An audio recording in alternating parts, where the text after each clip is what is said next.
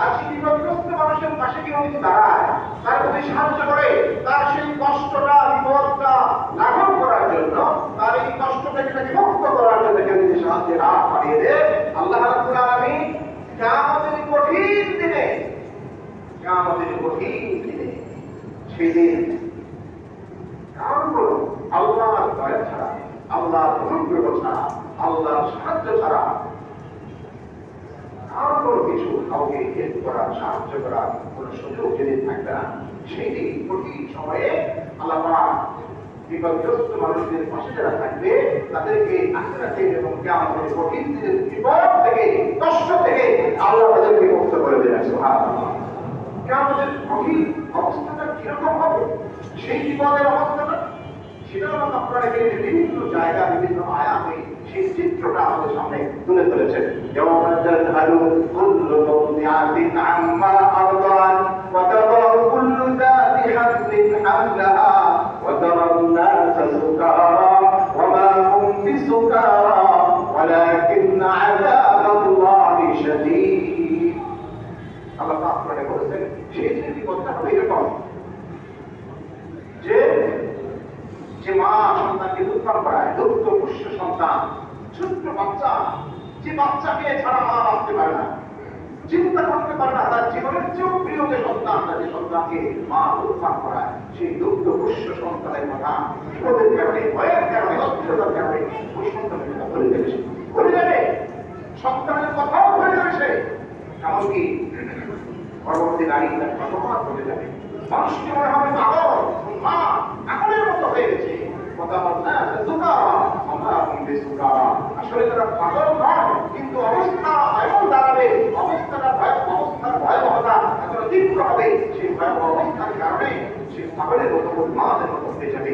সেই কঠিন দিনের কথা বলেন, সেরকম সময়ও আল্লাহ তাদেরকে বিপদ থেকে, কঠিন অবস্থা থেকে আল্লাহ মুক্ত করে দিলেন। যদি দুনিয়ার জীবনে কেউ কারো বিপদে পাশে দাঁড়ায়, সুবহানাল্লাহ, এত বড় কথা, এত বড় বিষয়।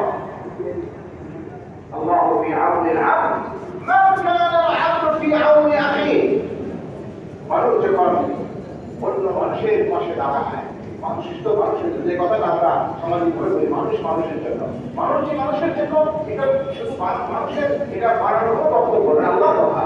কুনতুম খায়রা উম্মাহ উখরিজাত লিন-নাস তা'মুরুনা বিল মা'রুফ ওয়া তানহাউনা 'আনিল মুনকারি ওয়া তু'মিনুনা বিল্লাহ।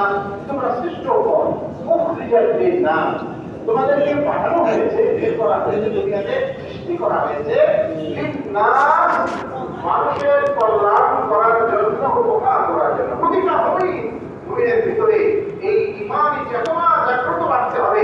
আমার দুনিয়াতে, পৃথিবীতে জন্ম লাভ করার মূল উদ্দেশ্যটা হলো আল্লাহকে খুশি করা, সন্তুষ্ট করা। আর আল্লাহকে খুশি করার যতগুলি উপায় আছে, মাধ্যম আছে, এর মধ্যে যেরকম ইবাদতগুলি আছে, সালাত থেকে শুরু করে, সিয়াম থেকে শুরু করে, মৌলিক ইবাদত, এর পাশাপাশি এর মধ্যে খালি মানুষের প্রতি সদয় হয়ে, মানুষের প্রতি ভালোবাসা লেগে, মানুষের কল্যাণ কামনা করে, মানুষের উপকার করে আমাকে প্রমাণ করতে হবে যে আমি আসলে আল্লাহকে খুশি করার জন্যই আমার যে জন্ম, সেটা আমি বিশ্বাস করি।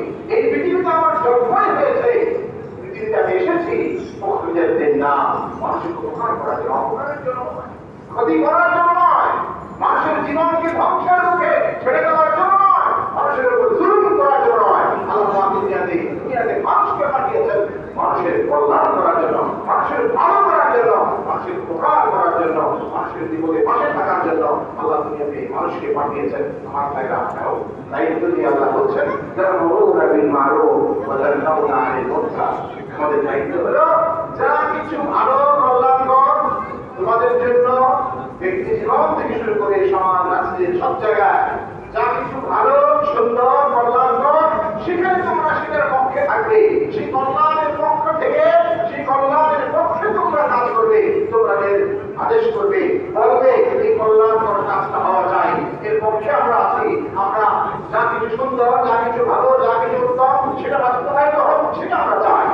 আর মুনকার ওয়া তানহাউনা 'আনিল মুনকার, ব্যক্তি থেকে শুরু করে সমাজ, রাষ্ট্র পর্যন্ত যা কিছু মুনকার, যা কিছু অপছন্দ অপছন্দনীয়, নোংরা, নিকৃষ্ট, আল্লাহর কাছে অপছন্দনীয়, দ্বীনের দৃষ্টিতে, ইমানের দৃষ্টিতে যা কিছু মুনকার, অপছন্দনীয় এবং নিকৃষ্ট, জঘন্য, ঘৃণ্য যা কিছু আছে, এই সব কিছুর বিরুদ্ধে আমরা আছি।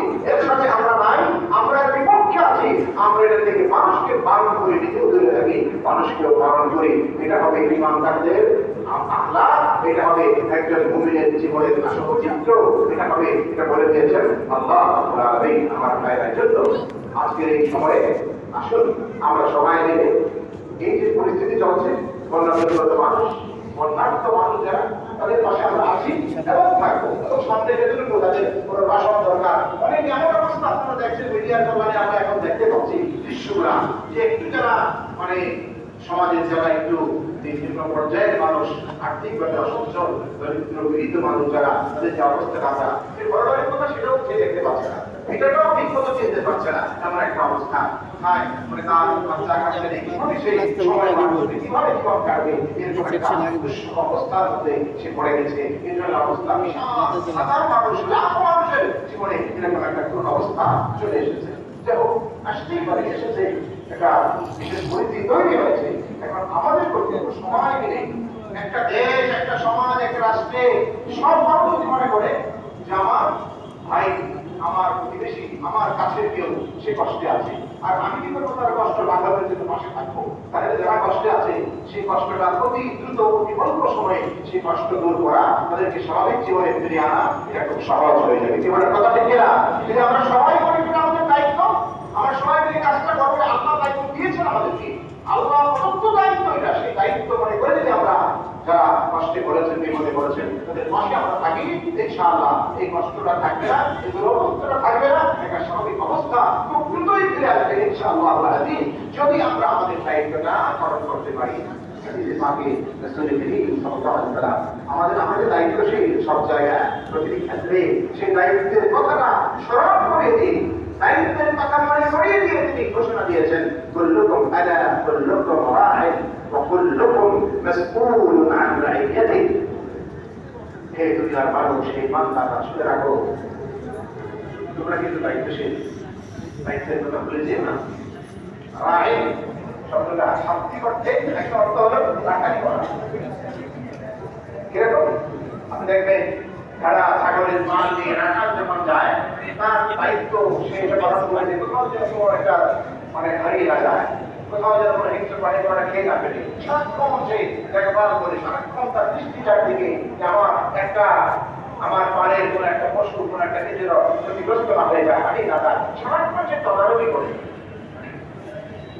রাসূল কারীম সাল্লাল্লাহু আলাইহি ওয়াসাল্লাম আমাদেরকে দায়িত্বশীল করেছেন। এইভাবে তোমাদের কাজ হলো, তোমরা দায়িত্বশীল পরিবারে, সমাজে, রাষ্ট্রে, যে যেখানে, যে পরিবর্তনে, যে পরিধিতে তোমার দায়িত্ব, সেখানেই তুমি দায়িত্বশীল এবং সেই দায়িত্বটা পালন করছো কিনা। পরিবারে একজন দায়িত্বশীল, পরিবারের সদস্যরা, আমার অধীনের পরিবারের সদস্য যারা আছে, তাদের বিদ্যায়ী, ইমানি দিক, আখলাকি দিক, তার দুনিয়াবী শিক্ষা দীক্ষার দিক যা কিছু আছে, সবকিছু খোঁজ রাখা, খেয়াল রাখা, তদারকি করা, এটা আমার দায়িত্ব। একজন গার্ডিয়ান হিসেবে প্রতিটা মানুষের দায়িত্ব। আমার সন্তানরা সঠিক পথে আছে কি নাই, বিপদগামী হয়ে যাচ্ছে কিনা, কোনো ভুল পথে চলে যাচ্ছে কিনা, তার মধ্যে সঠিক শিক্ষাটা আছে কিনা, ইমানি শিক্ষা, দ্বীনি শিক্ষাটা তার সঠিকভাবে আছে কিনা, নাকি সে উল্টাপাল্টা শিখে সে তার আগামী তার জীবন এরকম কিছু হয়ে যাচ্ছে কিনা, এটা খোঁজ রাখা, খেয়াল রাখা পরিবারের অভিভাবক হিসেবে একজন পরিবারের যে দায়িত্বশীল, তার উপরে দায়িত্বটা বর্তায়। একটা সমাজে, একটা রাষ্ট্রে যারা অভিভাবকের দায়িত্বে থাকে, তাদের সেই জায়গা থেকে সেই দায়িত্ব বর্তায়। কোথাও কোনো সমস্যা তৈরি হচ্ছে কিনা, সেই সমস্যাটা দূর করা, সলভ করা, এটা হলো সেভাবে আল্লাহ রাসূল সাল্লাল্লাহু আলাইহি ওয়াসাল্লাম দায়িত্বশীল করে ঘোষণা দিয়েছেন। তোমাদেরকে তোমাদের পদ থেকে, যার যার অবস্থান থেকে, যার যার জায়গা থেকে তুমি দায়িত্বশীল হিসাবে ভূমিকা পালন করেছো কিনা, মাসউল আন রাইয়াতিহি, এই ব্যাপারে আল্লাহর কাছে জিজ্ঞাসিত হওয়া লাগবে। অতএব দায়িত্বটা পালন করার ব্যাপারে তুমি সচেতন থাকবে। তুমি দায়িত্বশীল হয়ে সেই দায়িত্বটা তুমি পালন করছো কিনা, আল্লাহর কাছে যেহেতু জিজ্ঞাসিত হওয়া লাগবে, অতএব আমাদেরকে এই ব্যাপারে অবশ্যই সজাগ থাকতে হবে, সচেতন থাকতে হবে। আমার দ্বারা যেন কোনো ত্রুটি না হয়ে যায়, আমার দ্বারা যেন কোনো কমতি না হয়ে যায়, আমার উপর যতটুকু দায়িত্ব আছে সেটা আমি পালন করছি কিনা, এটা জবাবদিহি আল্লাহর কাছে আছে।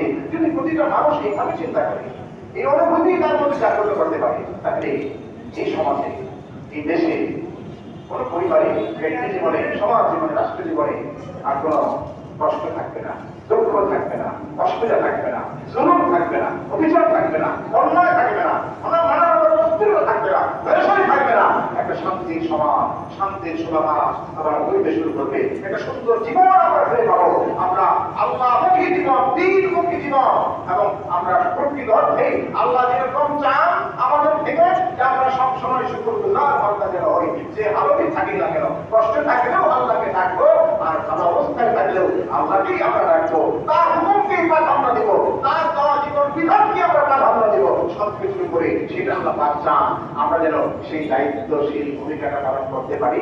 আমরা যার যার জায়গা থেকে সেই দায়িত্বটা পালন করতে পারি। বিশেষভাবে বিপদগ্রস্ত মানুষদের সাহায্যে আমরা এগিয়ে এসেছি, আমরা দায়িত্ব পালন করছি।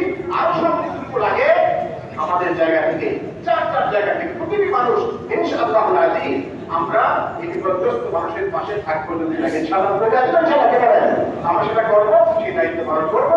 আমরা দেশের জন্য, মানুষের জন্য, জাতির জন্য, উম্মার জন্য আমরা দোয়া করবো। আল্লাহ পাক যেন সামনের দিনগুলোতে আরো সুন্দর, আরো আমাদের জন্য সমৃদ্ধ একটা জীবন আমরা পেয়ে পাই। সব দিক থেকে নিরাপদ জীবন যেন আমরা, সব দিক থেকে আমরা একটা আমাদের জীবন, শান্তির জীবন আমরা যেন পাই। শান্তিপূর্ণ পরিবেশ যেন, স্থিতিশীল পরিবেশ যেন আমরা পেয়ে পাই।